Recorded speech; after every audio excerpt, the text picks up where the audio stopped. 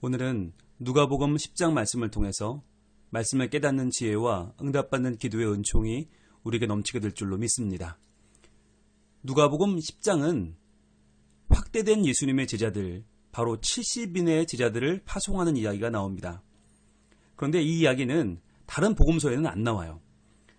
누가가 특별한 의도를 가지고 쓴 내용입니다. 다른 제자들은 70인을 보낸 것이 12제자를 보낸 것과 별 차이가 없다고 느낀 것 같아요. 그래서 70인을 따로 보낸 내용을 따로 다른 복음서에 기록하지 않았는데 누가만 기록했단 말이에요. 그럼 왜 기록했는가? 그게 중요하겠죠. 먼저 1절입니다.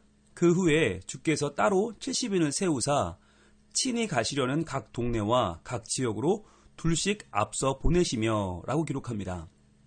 자, 70인, 여기 노란색으로 한번 표시해 보세요. 70인을 세우사. 이 70명이라는 숫자가 중요한데요. 누가는 역사가라고 했죠.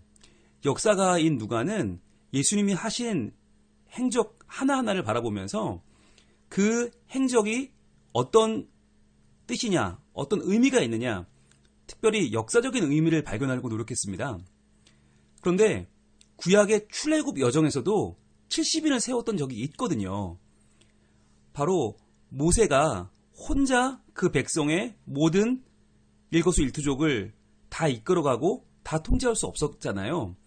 그래서 혼자 그 모든 민족을 감당할 수 없었을 때 하나님이 허락해 주신 것이 바로 70인의 장로였습니다. 민수기 11장으로 한번 가볼까요?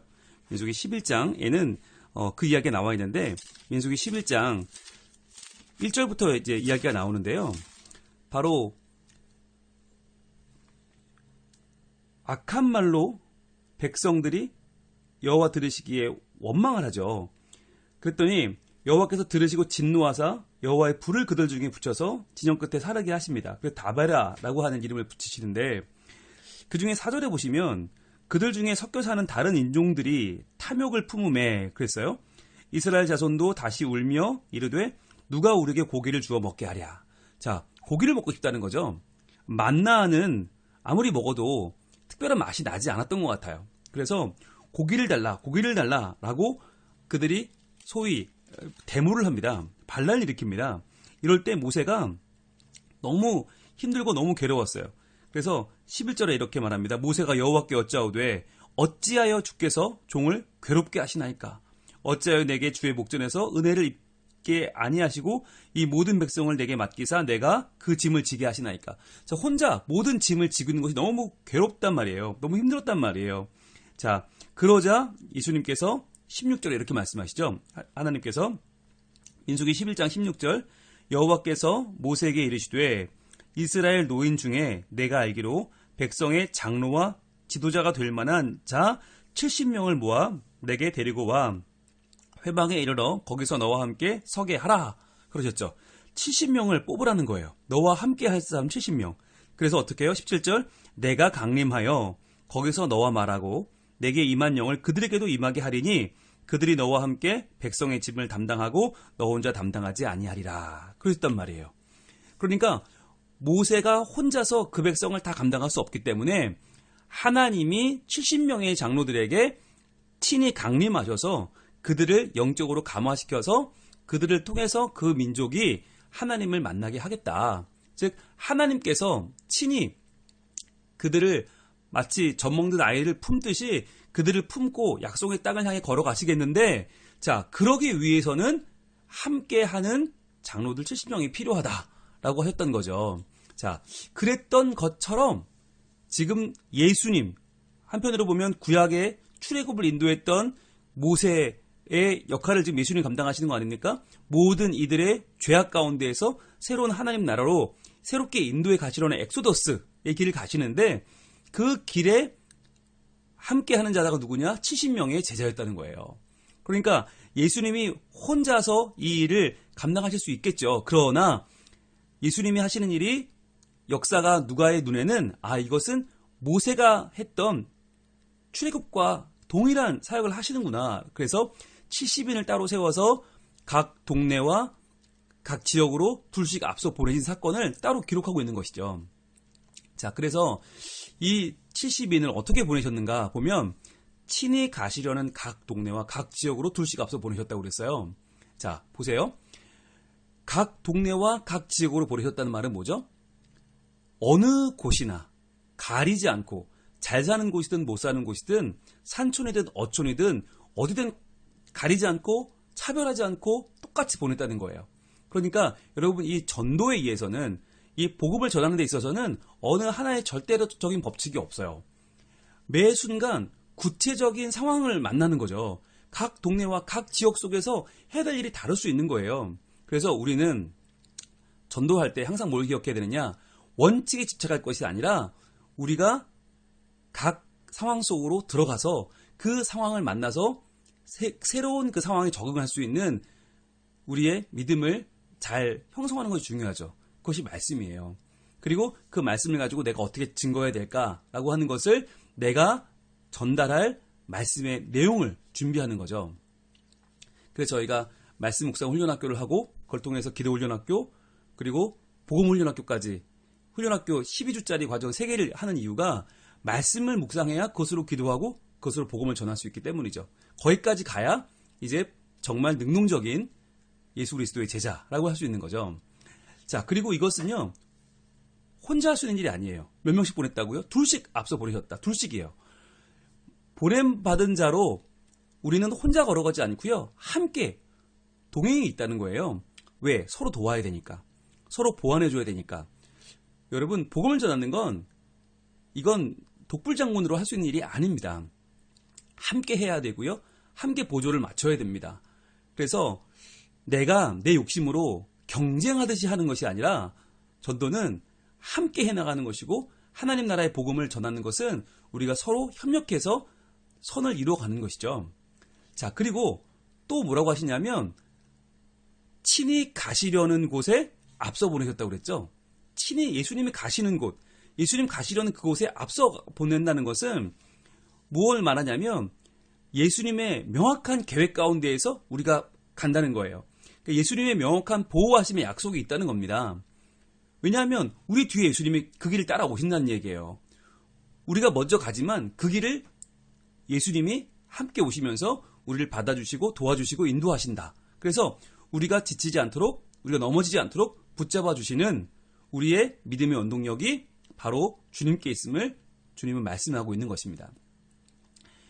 여러분, 우리가 예수님의 제자라고 할 때 우리는 예수님께 모여서 그분께 영향력을 받는 것을 우리는 더 생각하지만, 여러분, 제자는요, 모임과 흩어짐, 그분에게 나아옴, 부르심을 받는 것과 그분이 보내시는 아포스톨, 보내시는 사도가 되는 이 양쪽의 개념이 다 중요합니다. 그래서 모임과 흩어짐의 변증법 안에서 유지가 되는 거예요. 그게 제자예요. 예수님을 중심으로 모인다는 것은 모이는 것 자체에 목적이 있는 게 아니에요. 모여서 어떻게 해요?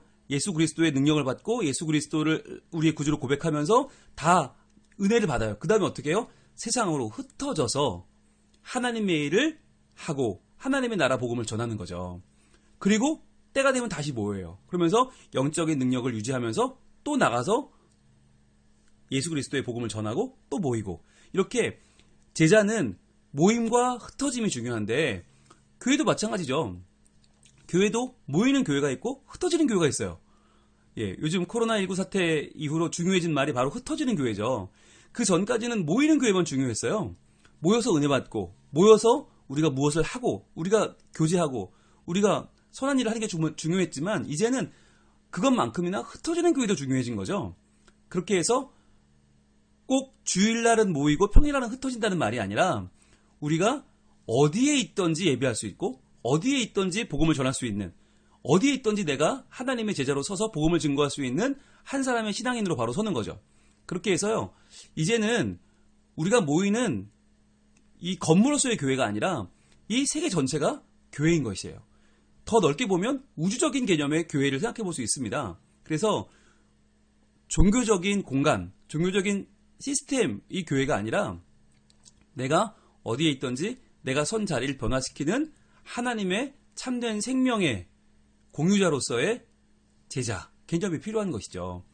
그래서 우리가 서 있는 일터가 실제로 교회가 돼야 되고, 우리의 가정이 교회가 되어야 되잖아요. 늘 우리 주장하잖아요. 교회 같은 가정, 가정 같은 교회. 그런데 실제로 우리의 가정은 교회가 아니잖아요. 교회에서 느끼는 것만큼 그렇게 우리는 신실하지 않잖아요. 그래서 우리 자녀들이 우리를 보고 실망하는 거 아닙니까? 그래서 이제 우리는 우리를 70명씩 하나님께서 우리를 각 동네와 지역으로 보내신다. 우리를 둘씩 앞서 보내신다. 이렇게 우리를 보내기를 원하시는 하나님의 음성을 들어야만 하는 것이죠. 자, 그런데 왜 가는가가 중요하죠. 왜 가는가? 가서 그럼 우리가 다 변화시켜야 되는가? 엄청 부담스럽죠. 우리가 가서 그러면 다 복음 전하고 다 각 사람을 정말 설득시켜서 고집을 다 꺾고 다 주님 앞으로 무릎 꿇고 나오게 해야 되는가? 그게 아니라는 거예요. 2절 한번 봅니다. 이르시되 추수할 것은 많되 일꾼이 적으니 그러므로 추수하는 주인에게 청하여 추수할 일꾼들을 보내주소서 하라. 자, 노란색 들고 표시해 보세요. 추수하는 주인에게 청하여 추수할 일꾼들을 보내주소서 하라. 즉 우리의 해야 될 일이 뭐냐면 우리는 추수하는 게 우리 목적이 아니에요. 네, 추수는 우리가 하는 게 아니에요. 뭘 하는 거죠? 추수하는 주인에게 청하여 추수할 일꾼들을 보내주소서 하라.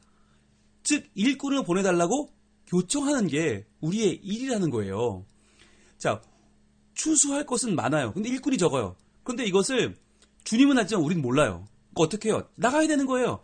나가서 우리가 현장을 보고 정말 하나님 나라의 추수거리가 너무 많은데 일꾼이 적구나. 그걸 우리가 보고 하나님 앞에 기도하는 거죠. 하나님 도와주세요.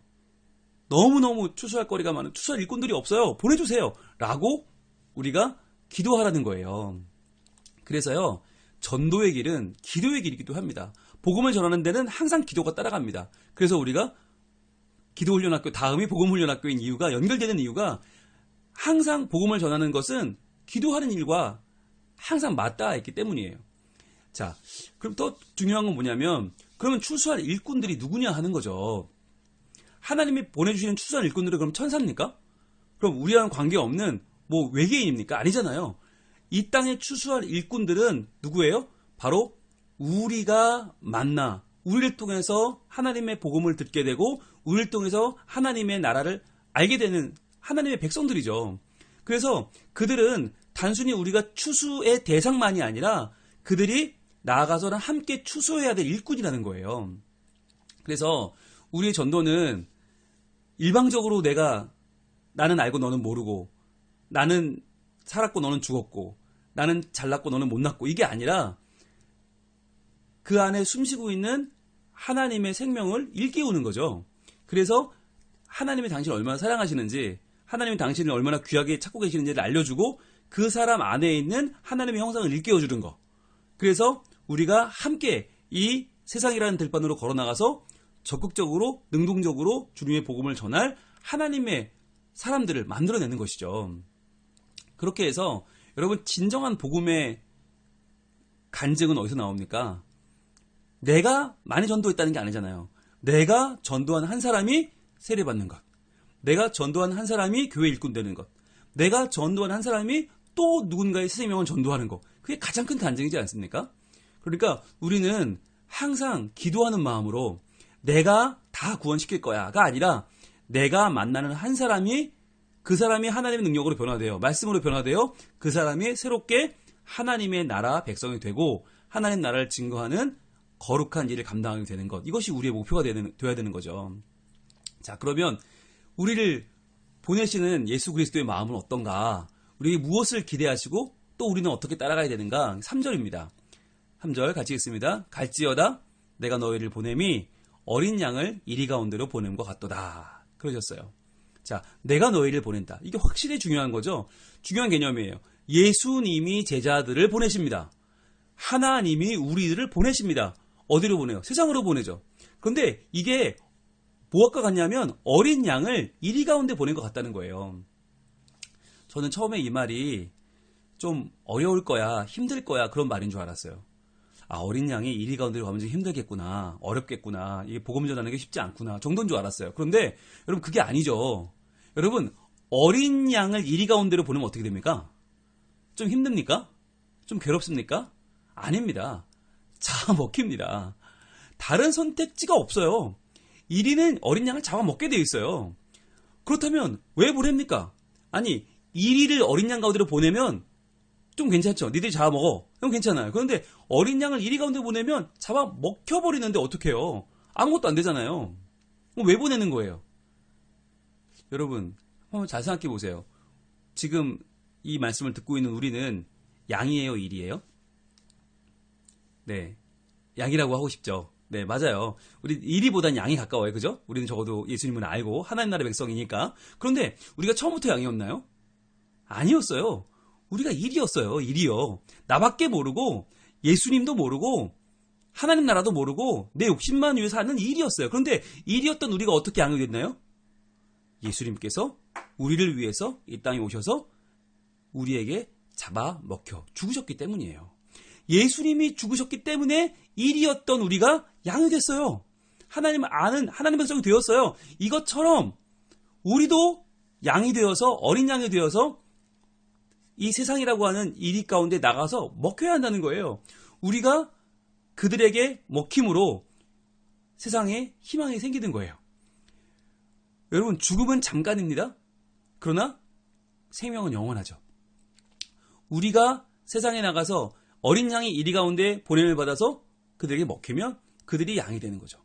그러면서 또 그들이 구원받게 되는 거예요. 여러분 이게 굉장히 중요한 이야기인데 우리는 교회가 손해보는 거 되게 싫어해요. 교회가 세상 가운데에서